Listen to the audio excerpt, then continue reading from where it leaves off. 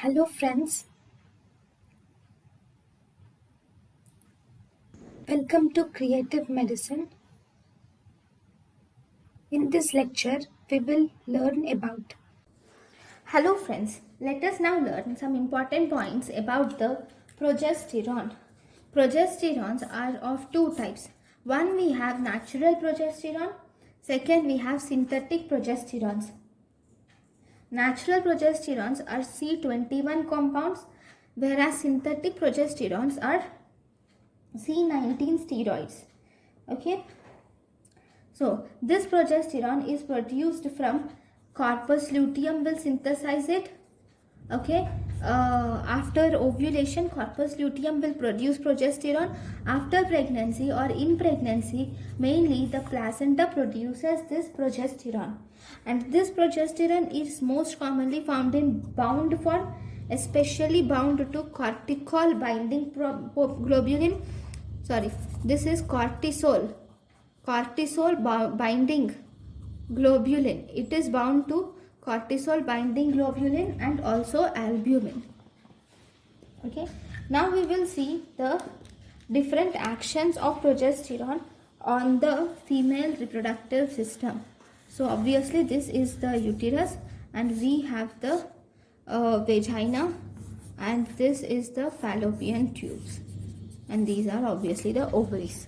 So we will see the different actions. So first we will see on vagina.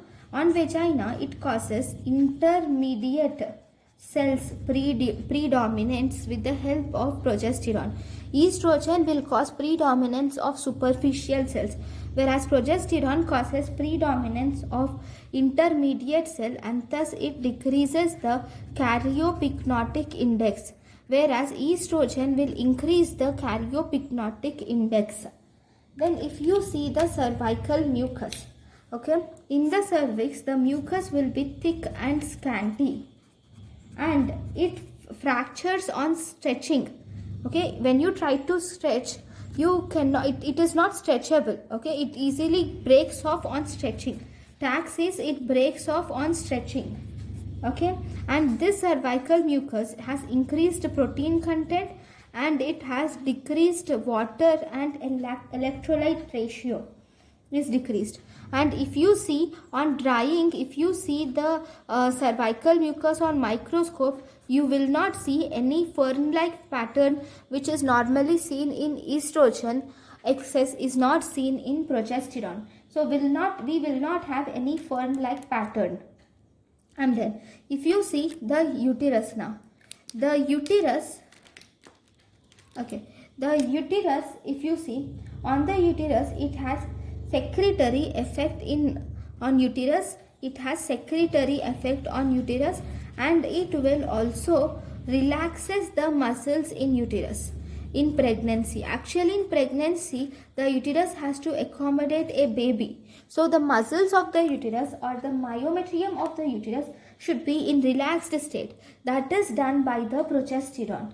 Then if you see the fallopian tube, okay, the fallopian tube, this progesterone will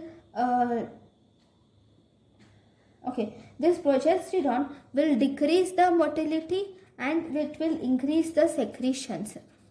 Okay, so these are the different properties of progesterone on different human female reproductive tract.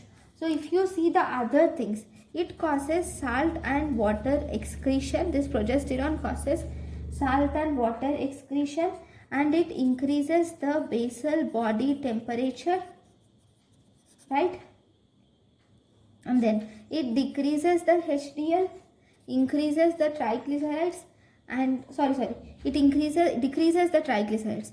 It decreases the HDL, decreases the triglycerides, but increases the LDL ratio. So these are important points about the progesterone. So thank you guys for watching my lecture. Thank you.